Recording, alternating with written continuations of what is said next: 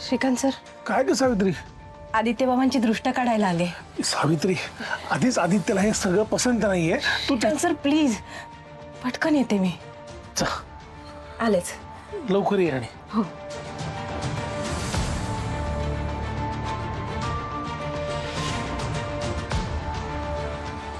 आदित्य बाबा, आदित्य बाबा, जरा 2 मिनिटं उठून उभे राहा ना. सावित्री आत्या, मला झोपू दे. आदित्य बाबा प्लीज, फक्त 2 मिनिटं. काय झालं? उठून उभे राहा बरं. असे राहा. आल्या गेल्याची, भूत्या खेताची, घरातल्यांची, बाहेरच्यांची कोणाची नजर लागली असेल तर निघून जाऊ दे. काय म्हणालीस तू आता? घरातल्यांची नजर लागते कधी? आदित्य बाबा, तुम्हाला कळत कसं नाही? अहिल्या मॅडम तिकडे बाहेर तुमच्यासाठी अखंड जप करतायत. आम्ही सगळे एवढे काळजीत आहोत आणि तुम्ही कसं हलक्यात घेताय सगळं. हे बघा, आपल्याला वाटतात ना तशी नसतात माणसं बऱ्याच वेळा. म्हणून डोळे झाकून कोणावरही विश्वास ठेवत नका जाऊ. कधी कुठे कोणाची नजर लागेल ना सांगता येत नाही.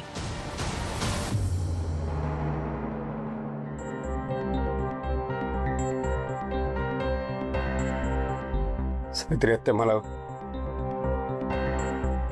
कळते तुझी काळजी. गोष्ट कळत नाहीये ती म्हणजे तूच तर मला लहानाचं मोठं केलंयस ना. तुझ्याच तर खांद्यावर वाढलो आम्ही.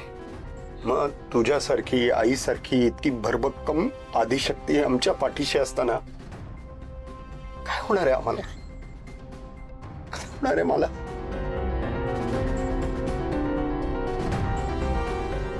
ठीक आहे, नाही येणार. तुमच्या श्रद्धेच्या आड नाही येणार. माझा विश्वास आहे तुम्हाला कधीही काही होणार नाही.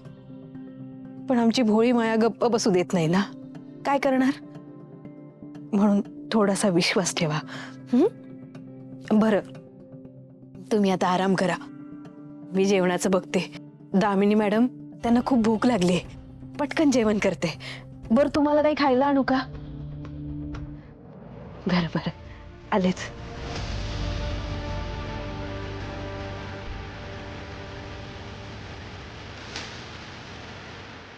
माझ्या घरचे किती प्रेम करतात माझ्यावर. सगळ्यांना किती काळजी लागली आहे माझी.